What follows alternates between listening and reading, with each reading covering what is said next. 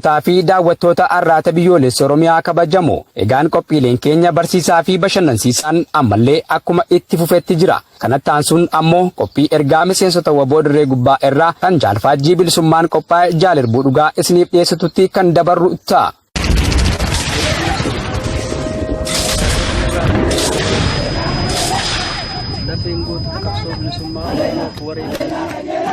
Egaan dhaggeeffattootaa fi daawwattoota arraata biyyoolessa Oromiyaa kabajamoo kun qophii keenya ergaa jaalanii zooniilee adda addaa irraa waliif dabarsanidha.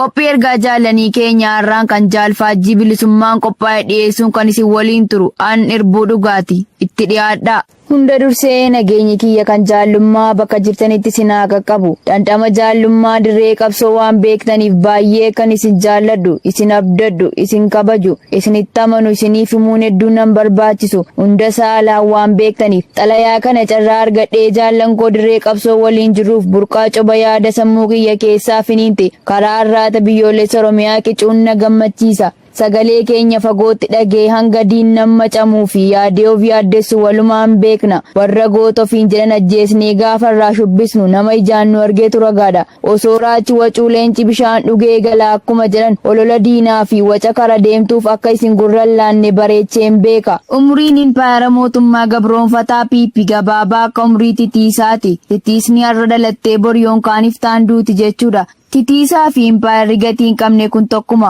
bobbaa fi xurii irraa baa'oolti bakkuma fedhan qubatu yaraas gaariis naanna'anii irra marsaa oolu sagaleen isaanii uursus gatii tokkon argatu akka baay'ina isheef qodaa buqqisti turte hangam baay'attus gatiin isheen qabdu hin jiru. Sobdoonni ganda warra dhugaa dubbatanitti hin dhiyaatan. Somni jaguuttee dandeessee dhugaa waan hin ilaalleef fakkiin gootota dhugaa impaayera sobaan bixxilame biratti hin bocamu. Gaaddidduun madaallii walqixxummaa gonkumaa ittiin dhiyaatu gonfoo kijibaa isaan mataarra naqatanis biiftuu dhugaa bilisummaa Oromoof baate dhaamsuu hin danda'an. Egaa jaallan kiyya karaa fo'annetu gara bilisummaatti geessa. Bilisummaa dhugaasa qulqulluu maqaan qabne saba keenyaa fiduuf ejjennoo cimaan falma murteessinee itti seenne garbummaa alagaa keessatti dhalannus ilmaan keenya hin dhaalchifnu.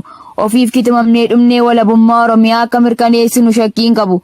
Dachee irraa qabnee akka saba keenyaa baasuun immoo kaayyoo keenya. Sabni keenya sabbii guddaa nurraa qaba. Sagalee keenya dhagee diinni isaan sodaata. Hiddaa fi hundee mootummaa gabroonfataa cirree dhabamsiisuuf ayyaalaallattoota qabsoo keessa jiraniif gurra kenninee gantummaaf shira diinaa hin dhugoomsinuuf irbuu keenya qabannee fuulduratti aggaamuu naqa saba keenyaaf ifaajna. Dararaa hamaa diinni maatii fi firoota dhiigaa fi firoota qabsoo keenyaa irraan ga'u ilaaltanii mogoleen akkas hin buune nan abdadha. Aggaammiin keenya diinota keenyaaf mataa bo'uudha. Mataa bo'uu qofa osoo hin taane summii cimaa lafee keessoo isaaniitiin baanedha. Tokkummaa keenya eeggannee diinota keenya lafarraa dugugnee balleessuun yeroo nutti hin fudhatu. Egaa jaallan koo nuti wallaalota miti warraaqxota kaayyoo dhugaati. Kana diinniyyuu sirnaan ragaanuuf ba'a. Warra garbummaa hadheeffatee mormuun sirnichaaf jilbeenfatanii sagaduu irra jedhee saboofiif daandii kaayyoo haqaa qabu irratti of kennee fedhuma keenyaan saba jaallatamaa kanaaf tola of kitimudha. Kennaan lubbuu caalemmoo lafarra hin jiru. Sabni keenyas garmalee nu jaallata. Akka bishaaniif midhaanii nu dheebota. Guyyaa gucni bilisummaa saba keenyaaf ifee dheebuu baroota 150 olii baasu dhiyaateera.